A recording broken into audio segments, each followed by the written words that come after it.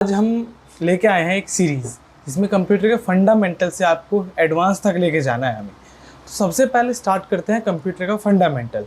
Computer fundamental क्या होता है? देखो, स्टार्टिंग करते हैं कि किसी भी फील्ड में जाने से पहले अगर हमें उसका बेसिक नहीं पता होगा तो हम उस फील्ड की गहराई में नहीं पहुंच सकते। जैसे एग्जांपल हम कंप्यूटर सीरीज़ की बात करते हैं, तो कंप्यूटर की अगर हमें बेसिक जानकारी नहीं पता होगी कि किसको हार्डवेयर कहते हैं, सॉफ्टवेयर के किसको कहते हैं, कितने टाइप का कंप्यूटर होता है, मेमोरी कितनी होती है, बनाने वाले का क्या नाम है, इस कंप्यूटर की कितनी जनरेशन आई, ये सारी चीज़ें अगर हमें नहीं पता है तो हम कंप्यूटर का या किसी भी चीज़ का आगे तक नहीं पहुंच सकते। जैसे आज हम शुरू करते हैं जैसे computer fundamental and generation of computer. ठीक है, तो वेलकम टू स्टार कंप्यूटर।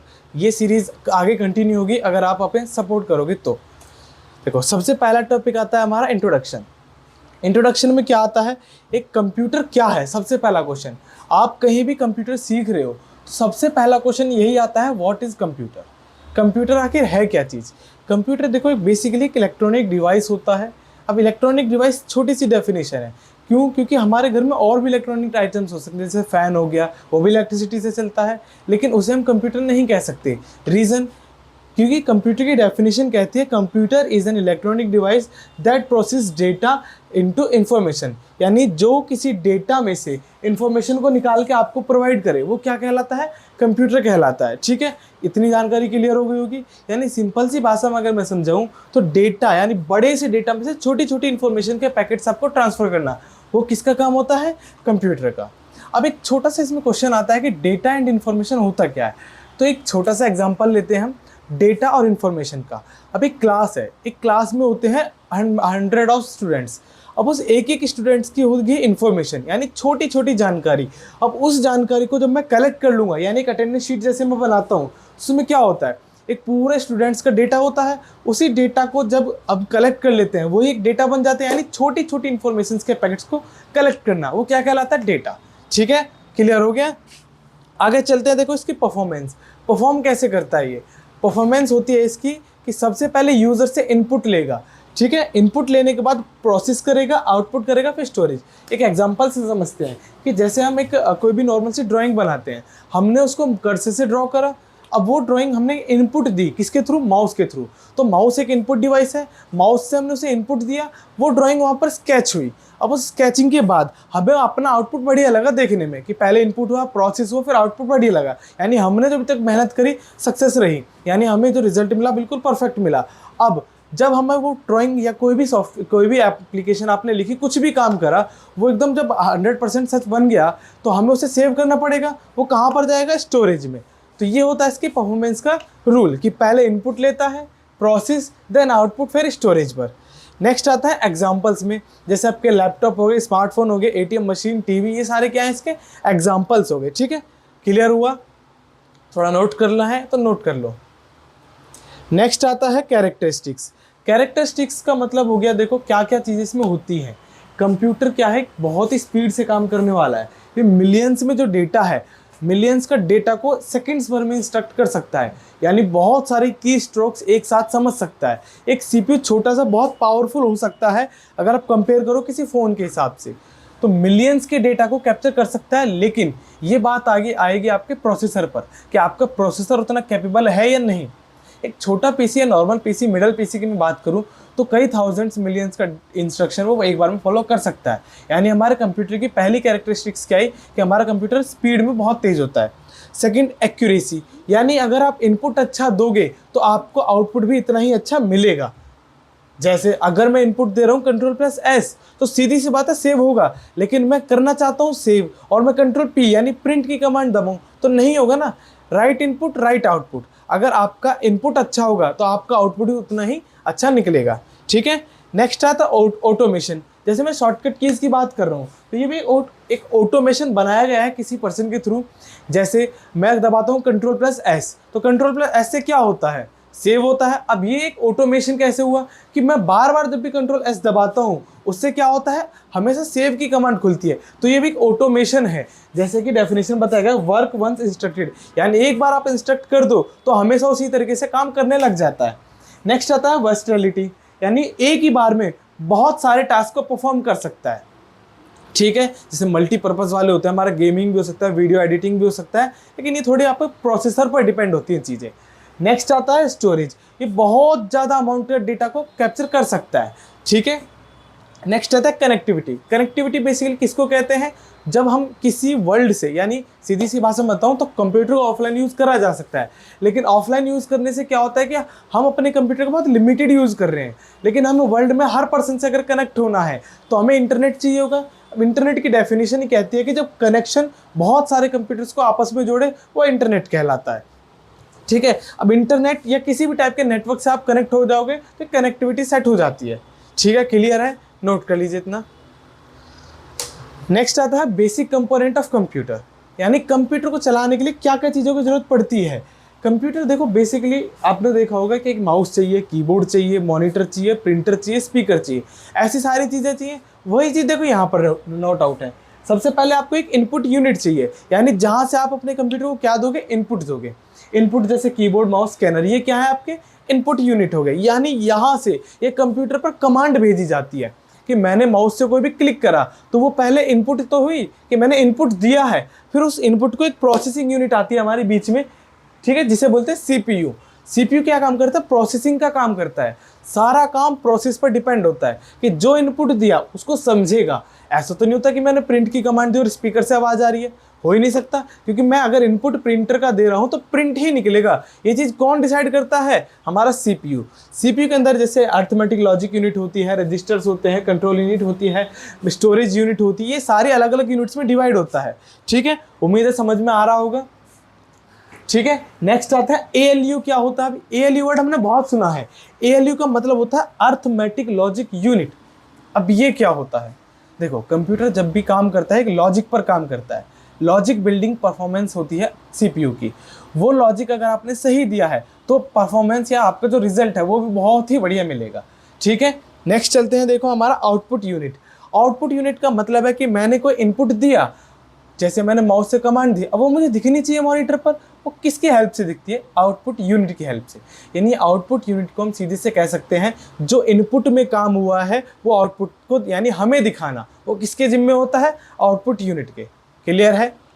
जैसे एग्जांपल में प्रिंटर हो गया, स्पीकर हो गया, मॉनिटर हो गया, प्रोजेक्टर हो गया, ये सारे क्या हैं आपके आउटपुट यूनिट। क्लियर है, ठीक है। देखो नेक्स्ट आते हैं हम स्टोरेज, यानी अब तक जो मैंने करा, ये अभी मैंने अभी पीछे भी बताया आपको, इनपुट, आउटपुट, प्रोसेसिंग एंड आपका स्टोरेज, कि जब आपको डेटा परफेक्ट लगता है अपना कि आपने जो करा है वो सही आ रहा है तो आप उसे स्टोर करते हो। तो स्टोरेज के लिए मुझे hard disk, SSD, pen drive, cloud, बहुत सारी तरीके की स्टोरेज होती हैं। स्टोरेज क्या, जैसे हार्ड डिस्क क्या होती है, हार्ड डिस्क आज भी चलती है, पहले बहुत चलती थी, अब धीरे धीरे मार्केट से निकलती जा रही है।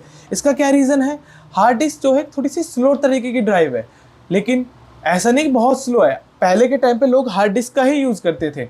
अब मार्केट में आई है हार्ड डिस्क को रिप्लेस करके एसएसडी, सॉलिड स्टेट ड्राइव। यह हार्ड डिस्क के कंपेयर में कई एक्स ज़्यादा फास्ट होती है, कई गुना ज़्यादा तेज़ होती है।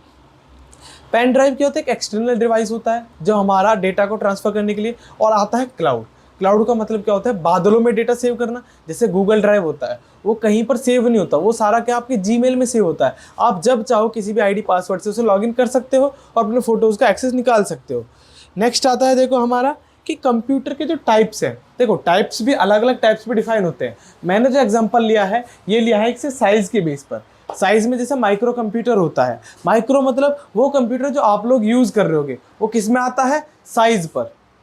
जैसे हमारा नॉर्मल पीसी लैपटॉप होता है वो किस पे आता है, माइक्रो कंप्यूटर्स पर। पीसी, लैपटॉप, टैबलेट, छोटे कंप्यूटर्स जिनको स्पेसिफिक टास्क के लिए बनाया जाता है, जैसे गेमिंग, छोटा मोटा काम। नेक्स्ट आता है आपका कि micro computer, sorry mini computers. Mini computer का होता है माइक्रो का थोड़ा बड़ा रूप, जो छोटी छोटी ऑर्गेनाइजेशन, जैसे कोई बड़ी सी एक और बड़ी नहीं छोटी ऑर्गेनाइजेशन जैसे एनजीओ टाइप, उसमें ज़्यादा डेटा नहीं होता तो वो मिनी कंप्यूटर्स यूज़ करते हैं, थोड़े हाई होते हैं, हाई प्रोफाइल होते हैं।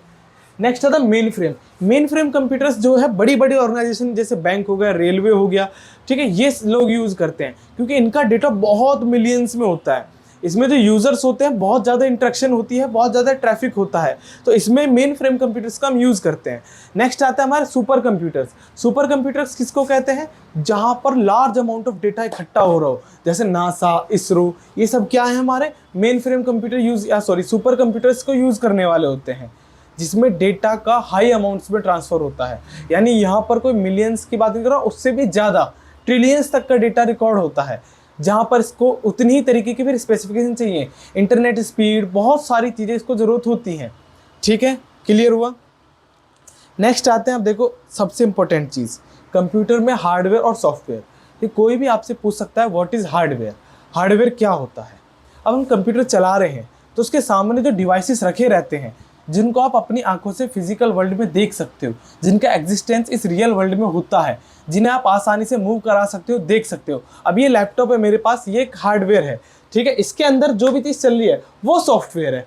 अब समझो, देखो एक सिंपल सी डेफिनेशन जो बहुत बच्चे गलत करते हैं, तो एक वन वर्ड डेफिनेशन है, फिजिकल पार्ट ऑफ कंप्यूटर, यानी वो पार्ट जो दिखाई देते हैं वो क्या कहलाते हैं, हार्डवेयर। ठीक है, नेक्स्ट आता है हमारा सॉफ्टवेयर। सॉफ्टवेयर किसको कहते हैं?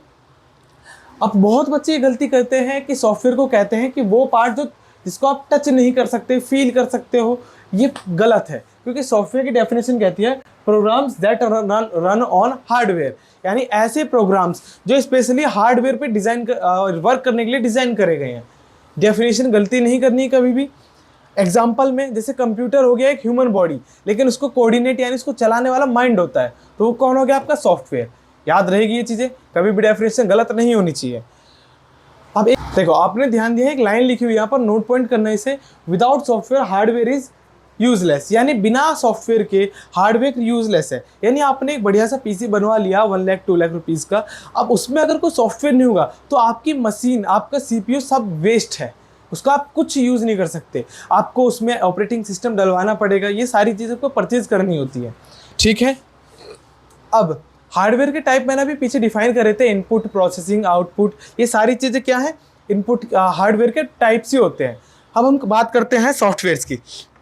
सॉफ्टवेयर्स यानी ये बोल सकते हो कि सोल ऑफ कंप्यूटर। सबसे पहला आता है सिस्टम सॉफ्टवेयर।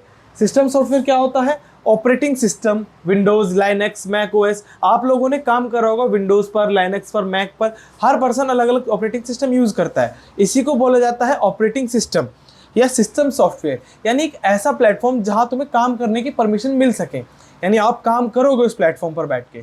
ठीक है, नेक्स्ट आता है एप्लीकेशन सॉफ्टवेयर, यानी अब आपने ऑपरेटिंग सिस्टम डाल लिया, अब उसमें आपको एप्लीकेशन नहीं होंगे तो क्या काम कर पाओगे? एक एग्जांपल लेते हैं, एक स्कूल खोलना मुझे, ठीक है, तो उसमें सबसे पहले मुझे चाहिए एक प्रिंसिपल जो सारे रूल्स रेगुलेशन को फॉलो करेगा। तो प्रिंसिपल हो गया मेरा ऑपरेटिंग सिस्टम। अब अकेला प्रिंसिपल कुछ करेगा नहीं, वो पढ़ा नहीं सकता, वो क्या करेगा? टीचर हायर करेगा। वो टीचर ही क्या है? हमारे एप्लीकेशन सिस्टम। ठीक है, जैसे हमारा OMS ऑफिस हो गया, गेम हो गया, ब्राउजर हो गया, ठीक है, ये सारे क्या है? हमारे एप्लीकेशन, यानी एज अ टीचर ये लोग काम करेंगे। अब यूज़र यानी स्टूडेंट्स हम हो गए। नेक्स्ट आता है यूटिलिटी। अब उस स्कूल की सेफ्टी ज़रूरी है, सिक्योरिटी कैमराज, पियोन अंकल या हेल्पर जो होते हैं सफाई वाले, इनसे ये सब क्या है? हेल्पर्स है, यूटिलिटी सॉफ्टवेयर्स। अब हेल्पर्स यानी यूटिलिटी अगर एक बार को नहीं भी होते तो आपका जो कंप्यूटर वो चल सकता है विदाउट सेफ्टी। जैसे स्कूल में अगर पियोन या हेल्पर ना हो, काम नहीं रुकेगा, थोड़ी सी प्रॉब्लम होगी लेकिन चलेगा फिर भी स्कूल। ठीक है, क्लियर हुआ। नेक्स्ट आता है कंप्यूटर की मेमोरी। अब कंप्यूटर जो है अलग अलग मेमोरी से बना है, जैसे प्राइमरी एंड सेकेंडरी होती है। सबसे पहले हमारी primary memory, secondary memory, tertiary memory, cache memory. इसे कैश पढ़ते हैं, कैश। प्राइमरी मेमोरी ही हमारे कंप्यूटर की मेन मेमोरी होती है।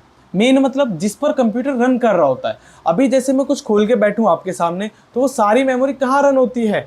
एक हार्डवेयर मशीन पर जब रन करते हैं हम उसे, वो सारे डेटा रैम में सेव रहता है। जैसे आप उसे Ctrl+S यानी आपने सेव की कमांड डाली, वो सारे डेटा कहाँ पहुँच जाता है?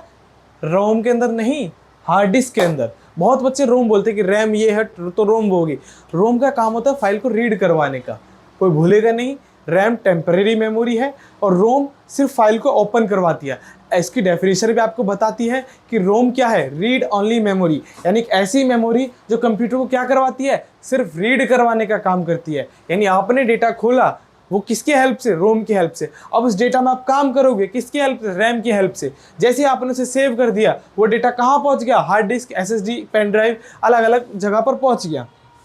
ठीक है, एक्सटर्नल जैसे अगर पेन इसमें मैं यूज़ करना चाहूँ तो एक्सटर्नल मेमोरी हो गई, pen drive sorry. Cloud storage मतलब अलग से जोड़ी जाती है ये सारी स्टोरेज। नेक्स्ट आता है आपका कैशे मेमोरी। कैश मेमोरी वो मेमोरी होती है जो कंप्यूटर की सीपीयू को स्पीड प्रोवाइड करती है, यानी आपकी वर्क कितनी जल्दी इफेक्टिव हो, वो सारा किस में आता है, कैश मेमोरी में। ठीक है, नेक्स्ट आता है हमारा जनरेशंस ऑफ कंप्यूटर। कंप्यूटर की कितनी जनरेशंस आई है आज तक? कंप्यूटर की देखो बेसिकली 5 जनरेशन आई हुई है। 5 कौन कौन सी? First, second, third, fourth, fifth. सब में अलग अलग टेक्नोलॉजी यूज हुई है, each based on different technology. Improve क्या हुआ, साइज किसी में कॉस्ट किसी में, एफिशिएंसी किसी में, स्पीड, सब में कुछ ना कुछ इंप्रूवमेंट हुआ है। ठीक है, देखो सबसे पहला टॉपिक हमारा जो था फंडामेंटल था, ये चीज़ें हमें पता होनी चाहिए। अब हमने शुरुआत करी जनरेशन, यानी आज जो हम कंप्यूटर यूज़ कर रहे हैं वो क्या ऐसा ही था कभी पहले? चार्ल्स बेबेज जिसने बनाया था, क्या उन्होंने यही कंप्यूटर बनाया था जो आज हम चला रहे हैं? नहीं, उनकी धीरे धीरे चेंजेस हुए हैं। टेक्नोलॉजी जब भी आई है मार्केट के अंदर, उसमें क्या चेंजेस होने स्टार्ट हुए हैं। उन्हीं चेंजेस को देखते हुए आज हमारा कंप्यूटर बना हुआ है।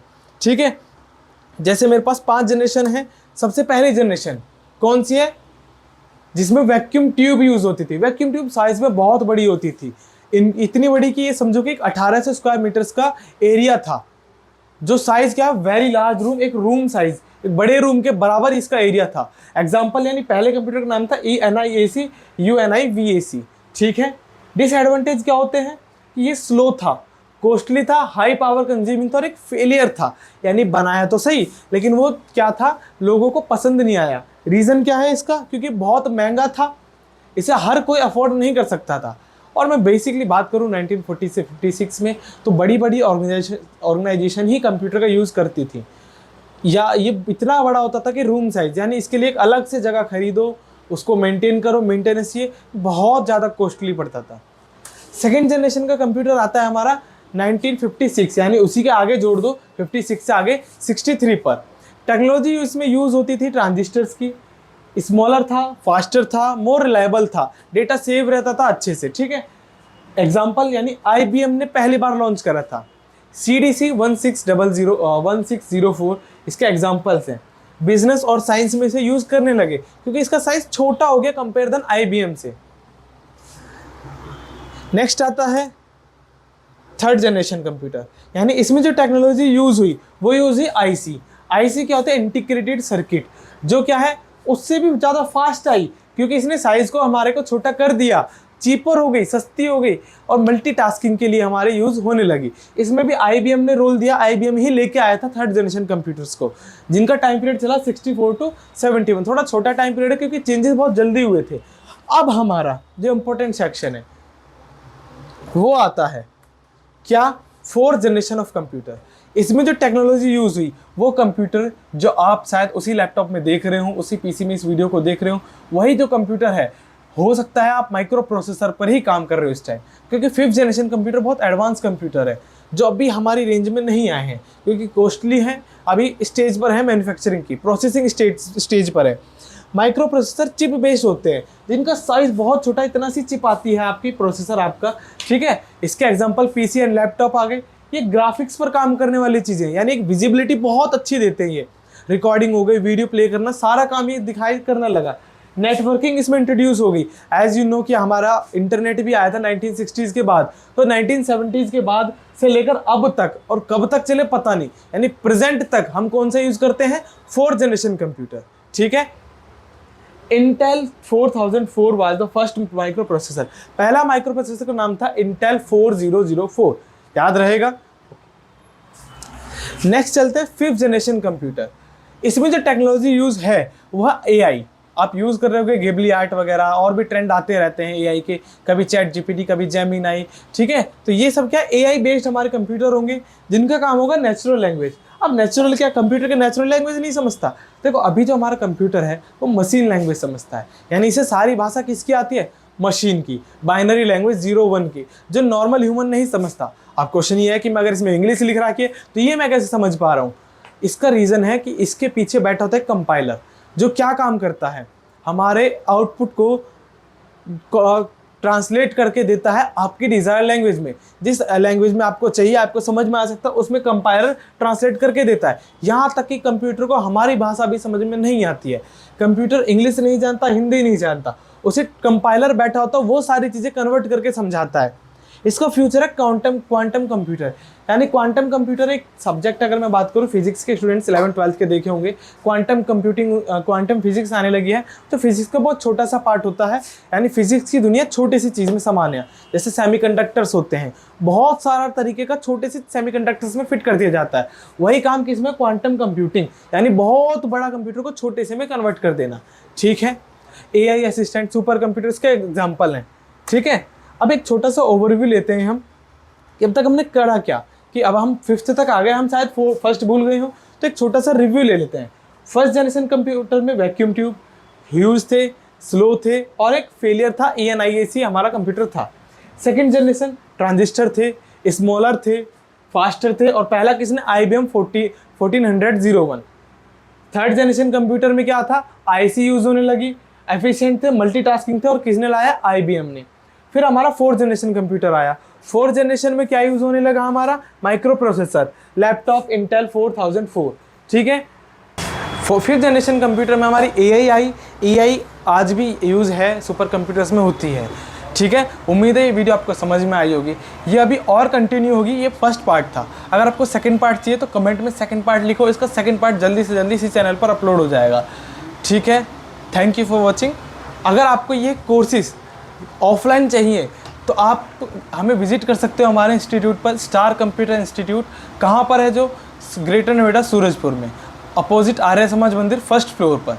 ठीक है, एक बार ब्रांच कॉन्टैक्ट नंबर आपको स्क्रीन पर दिखाई दे रहा होगा, यहाँ से आप कॉन्टैक्ट कर सकते हैं। ऑफलाइन बैच, ऑनलाइन बैच अभी रजिस्टर कर सकते हैं मोबाइल नंबर से संपर्क करके। Thank you.